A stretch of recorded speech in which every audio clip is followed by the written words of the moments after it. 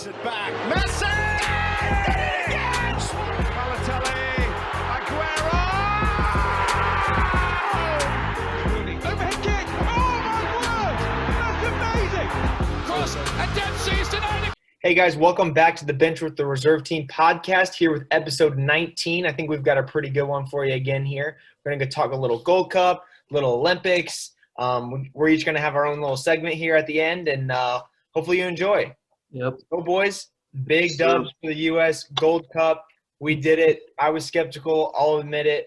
I think we all were. Yeah. I think we all were. Well, I think, didn't we all predict that Mexico was going to win? At least I did in the last I did. I definitely did.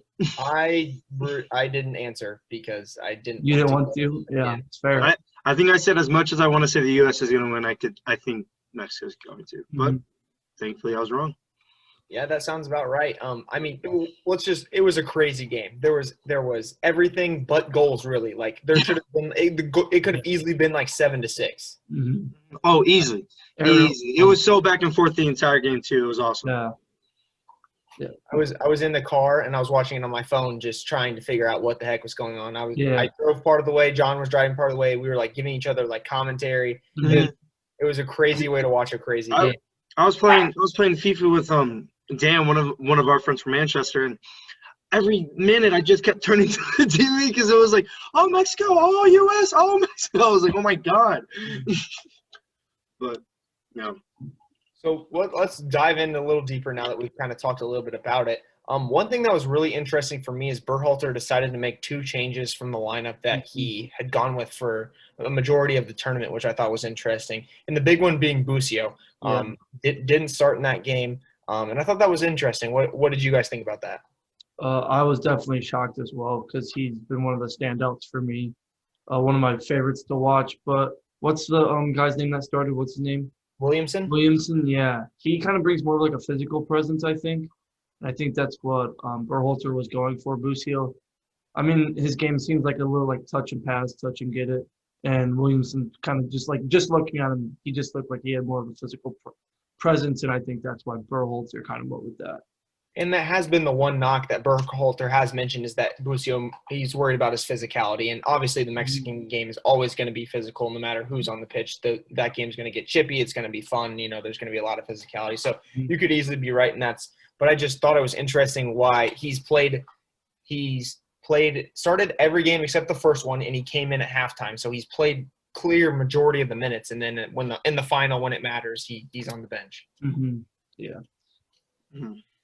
Next. But another change that I don't know, may shock some people, but I was glad Zardes over DK, which I think you called that too. Yeah, you did call it. Mm-hmm. You called it for the Qatar game.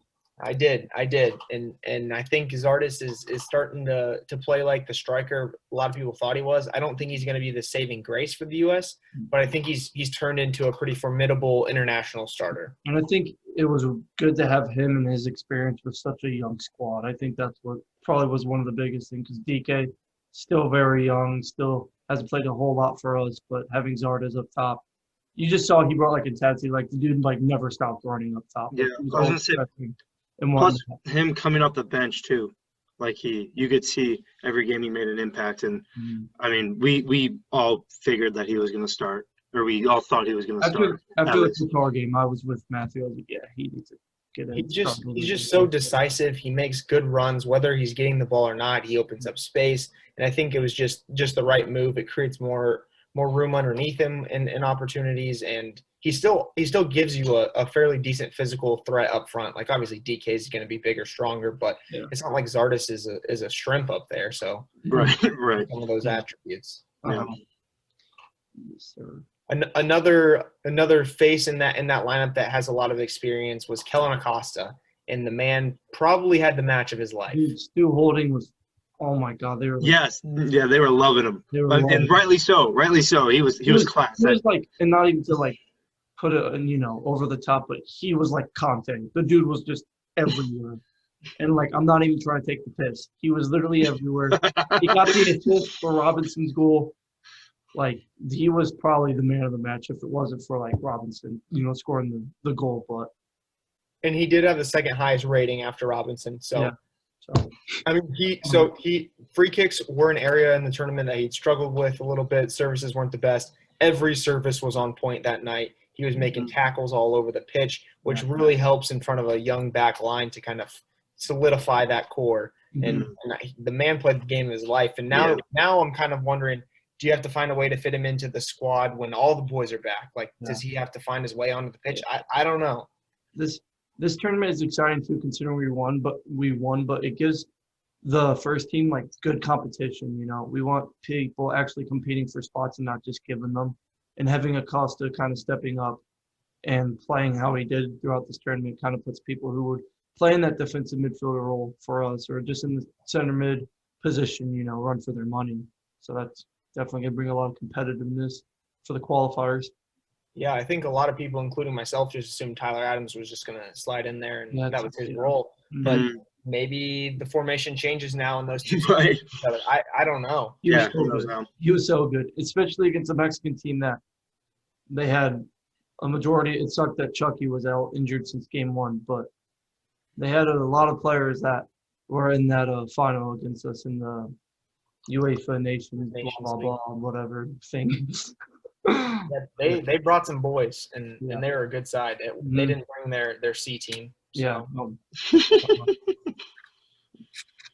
Another thing I think, too, is that so with people questioning Berhalter, I think that debate can be almost done with. I think he's the right man for the job. I think he is. I like him too. I do like him. I texted Tong after. I said I take him at Arsenal instead of Arteta right now. You heard it here first. Alex Baker's all in on Greg. You guys aren't? You guys aren't convinced? 2 trophies in one summer? I don't know. I mean, what does he got to do? Just qualify for? Yes. I want to see. Yes, he does. Also, qualify. Oh, sorry, Matthew. No, I was literally just going to say qualify for the World Cup, and I'm in. I'm all in. Yeah, I'll take it a step further. I want to see how they perform in at least like the group stage of the World Cup. Sure. I think they finally are at the point where they have enough talent that they can make some noise in a group stage and they can win a game or two. Like, I genuinely think that if they don't make it out of the group stage and maybe even win one out in the next round, in a knockout round, that I think would be a disappointment for me. I mean, I think we're seeing enough young talent, and they have a couple years still left to develop, or maybe just a year and a bit, to develop. And I think they're playing at high levels overseas. And I think if he can't find a way to put all of that together and make it at least a respectable team, and obviously there are situations that you can get put in a group of death and it just sucks to suck, like Hungary. But for me, I think I need to see some success in the World Cup that we haven't seen in a while. Yeah, I mean, but as of right now, like I don't have any. I think he's done a great job. Mm-hmm. I agree. I mean, 2 trophies in one summer. Can we really especially with the team that we had at the Gold Cup too? So there is one knock on Berhalter. Mm-hmm. Paul Areola keeps getting minutes. Okay, yeah, I'm glad you brought him up, dude. He is. He lifted the trophy.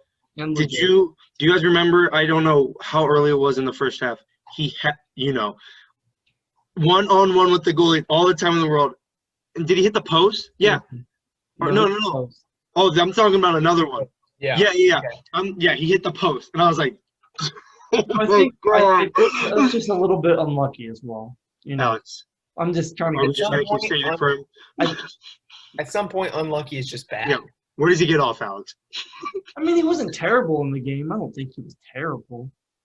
Have you ever watched it and then be like, oh man, that was a good performance. That was decent. No. Never. No. You know who one dude I do like now? How you're gonna mess it up? Hoppy? Hop?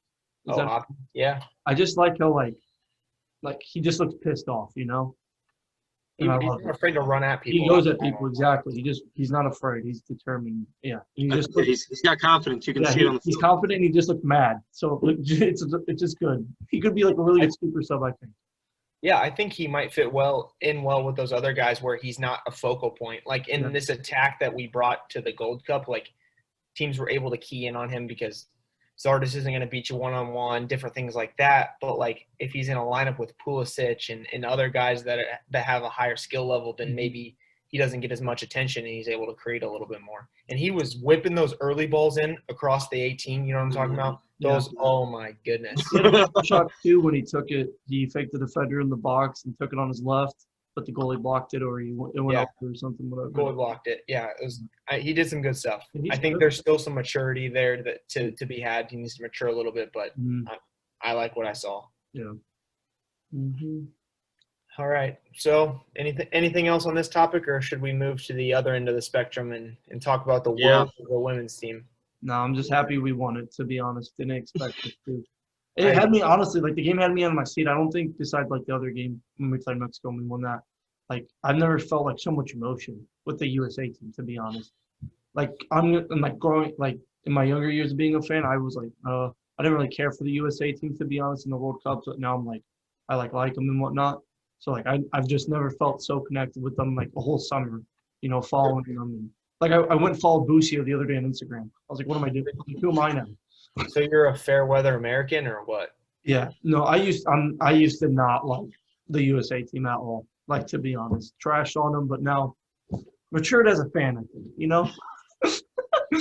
Bandwagon. Yeah. Yeah, bandwagon when we win 2 trophies. Bandwagon American. Yeah, I'll take it. Hey, I was there when we lost 3-0 to Venezuela in Cincinnati, so. Yeah. Yeah. Good times. Speaking of losing, losing is right. Losing. The U.S. women's team falls to Canada 1-0. Yeah. I don't really have any words. I think it's kind of just a disappointment. I don't know kind of where to go from here. I think everybody expected them to walk away with the gold. Yeah.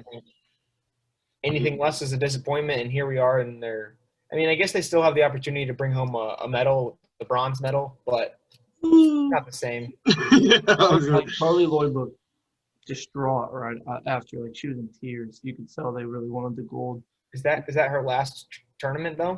I mean, is she and Rapinoe like the oldest? I don't know. I think so. Yeah, it has to be. I feel like unless she's Dani Alves and wants to play for until she wins everything. But yeah, we just expect them to win everything.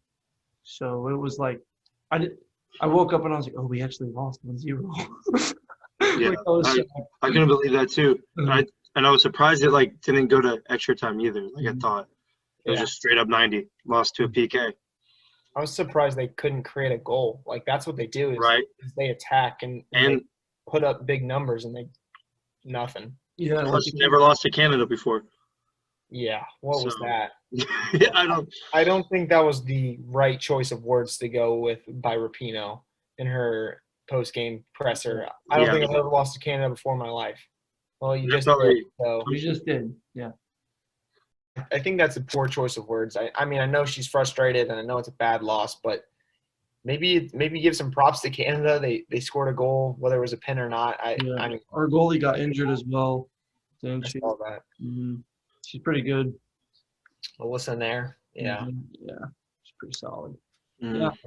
Weird week. The men's win a trophy, and the USA. It's kind of like get the bronze, but it's kind of like okay. I'm gonna go out on a limb here. It's kind of like the end of an era is kind of like ending on the women's side, but on the men's side, it's kind of like all right, we're like starting to like elevate our game a little bit. You know what I mean? Yeah. So, could be. I mean, obviously, I hope it's not a trend for the women. Right. Yeah. I was gonna say we could go to the World Cup and kill everyone. So right, and also weird tournament. The only way for the women to trend is down. Like they can't get any higher. Yeah. Right. Yeah. I was gonna say they've done everything. World Cup, they won. Won the Olympics. They think they went World Cup, Olympics, or something like that. Like all in a row. Like Like they've shown they have a dynasty and so maybe it's the end of the dynasty, but maybe they just need to retool and get some more guys or women on the field and kind of go from there. Yeah. Yeah. Rip. Crazy stuff. All right. Something I'm looking forward to. Let's hear it. Here, Matty Ice. It's been a while, but here is the second ever segment of Hot Takes with Matty Ice. Oh, gosh. So this is a hot take that I've stood by for a while. I think that we need to bring back the hockey style penalty kicks, where the old MLS days. I remember you talking about this. Hear me out. Let me explain why. Mm-hmm. I think that as it stands right now, a penalty kick is a terrible way to lose a game. And I'm not just saying this because the U.S. just lost, but it's just terrible. One, keepers don't stand a chance. They're just guessing, and if they guess the right way, then they have a chance to stop it. Even if they guess the right way, there's still a good percentage of the shots that go in, and the keepers have zero chance of saving. Now, obviously, there's some other things that can happen, like it can go wide, be a poor shot. But really, keepers don't stand a chance. As an attacker or a penalty kick taker, I mean, might as well just blast it as hard as you can because you're not going to save it if you put it on frame. So, I mean, I don't think it showcases a full range of skill. I think if a one-on-one, a 1v1 showcases a lot more skill. As an attacker, you have to be able to dribble. You have to be able to, decide what you want to do in a split moment. Gives the keeper a fighting chance. It shows off their ability to defend a 1v1. I think it's just more of a soccer play than just the regular PK. And I know this is never going to happen, and that's why this is a hot take. But there it is. There's my hot take. Yeah, no, I hope we keep the penalties we have now. You were saying that keepers just guess. They look at the players and they look at like the way they adjust their hips and whatnot. Yeah, so even if you can read the hips, it doesn't matter. You're still an educated guess. I mean that's what one of the goalies' jobs is, to stop PKs. Okay, so even if they dive to the right side and the ball's kicked to the right side, there's still a good chance it's going in. If it goes side netting, the keeper has zero chance. I mean, I don't know. I feel like we look at like Donnarumma and that, and like what happened in like goalies like that in Euros who like blocked and Pickford too, who blocked a couple PKs actually by like just I guess guessing the right way or knowing the right way either.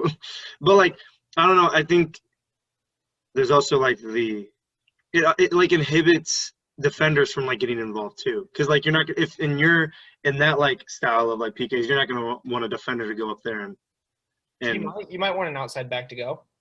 Would you not have Nash take one of those for us? Absolutely not. Trash player. No, I would. See? But like not every outside back is like Nash though, who's like. Oh, I agree, but not every striker is a first penalty kick taker. I don't know. I don't know. I like the dead ball situation. And that's fine. That's why this is a hot take. Not everyone has to agree with it. Yeah. I think your way could potentially be a little more entertaining, the hockey.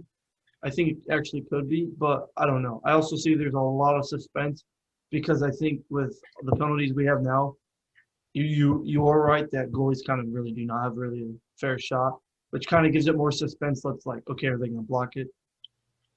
Or are they going to, is something going to slide? Are they going to hit it over?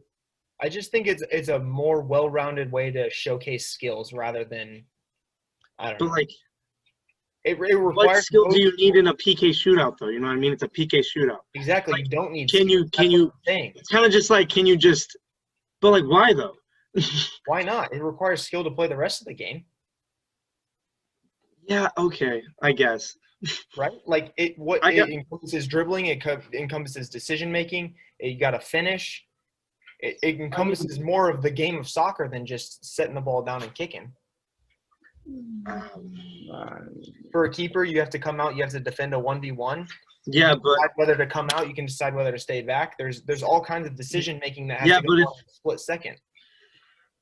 I guess I don't know. I think it's just I don't know. I feel like it's like if they're running past him, like I don't know if it like how it was, but could they just like run past the goal and just tap it in? Yeah, if they beat the keeper. I don't want to see that.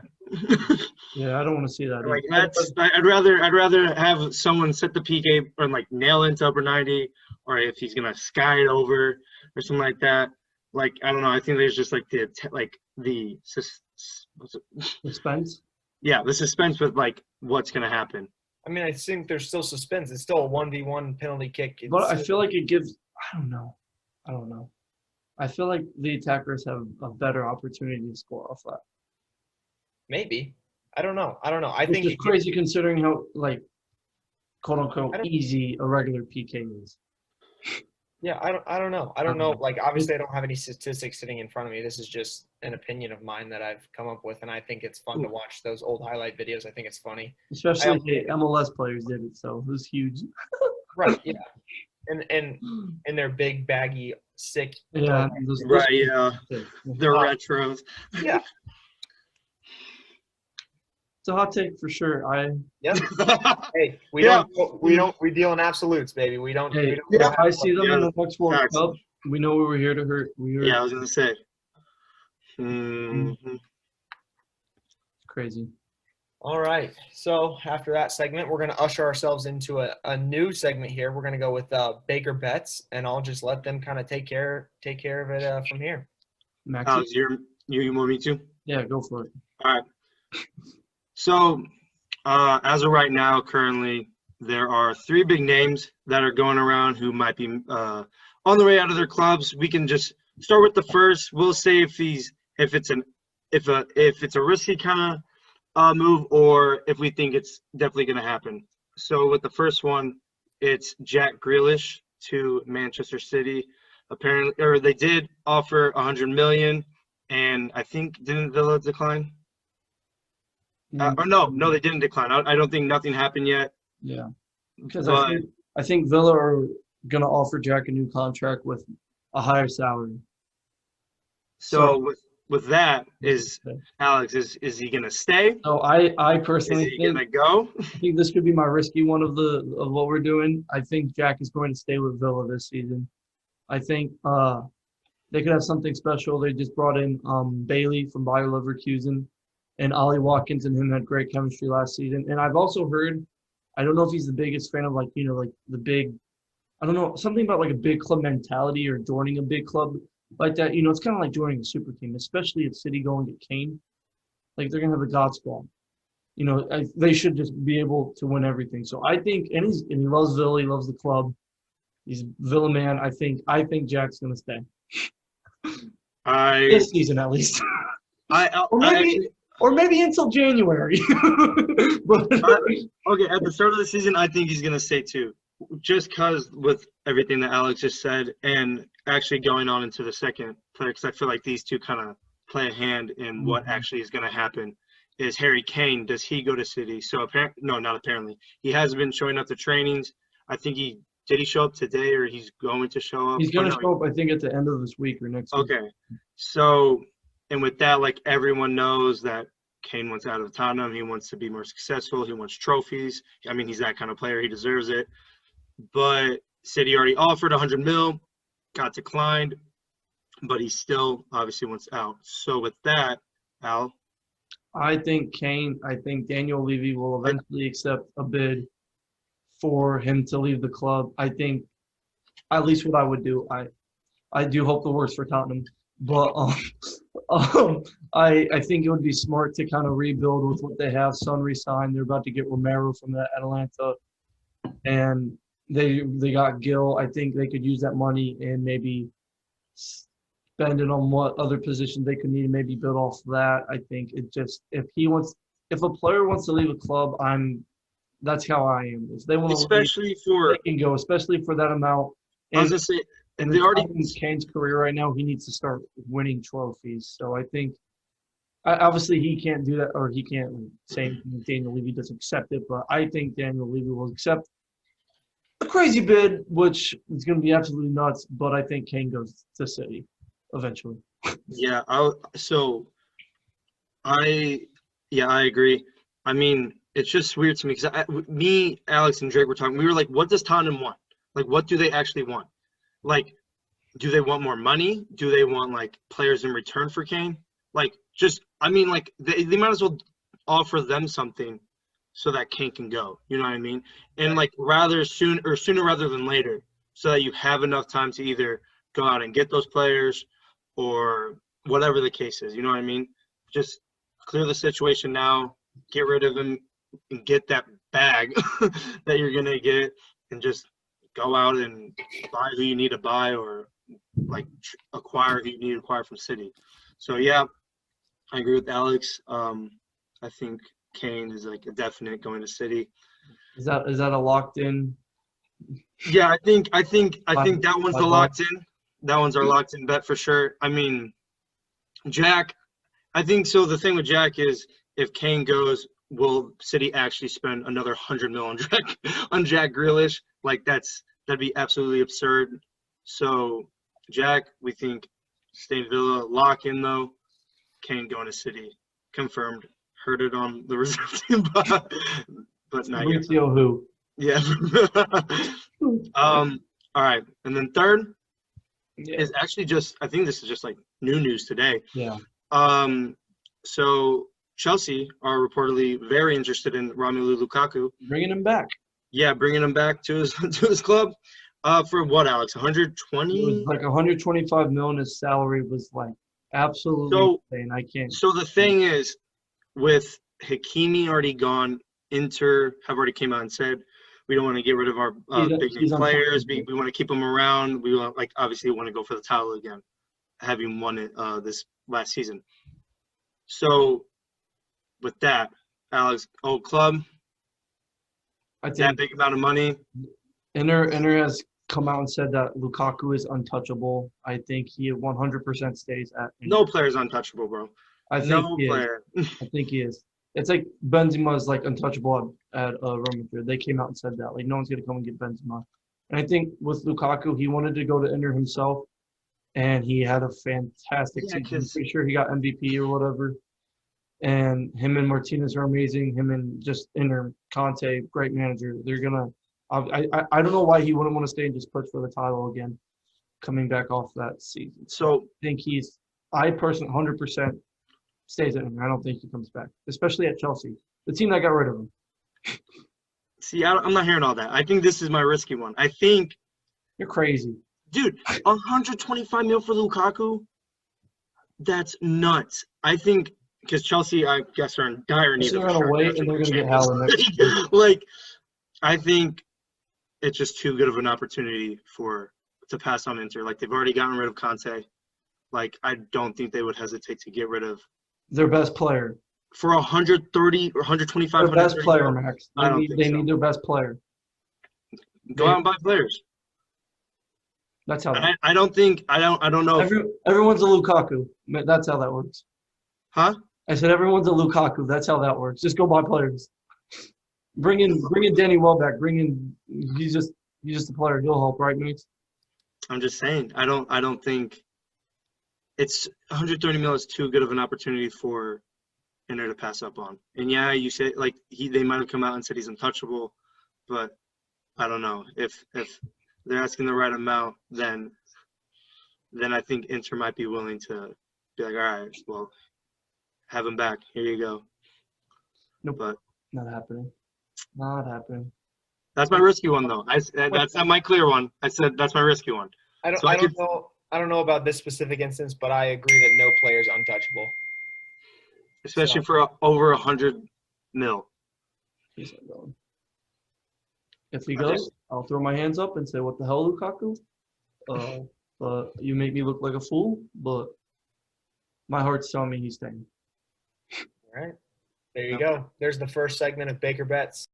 All right. Hey, guys. Thanks for listening to this episode of the Reserve Team Podcast. Hope you enjoyed. Don't forget to like, subscribe, follow, and comment down below. We'll see you next time. Of the Reserve Team, baby. Yes, sir.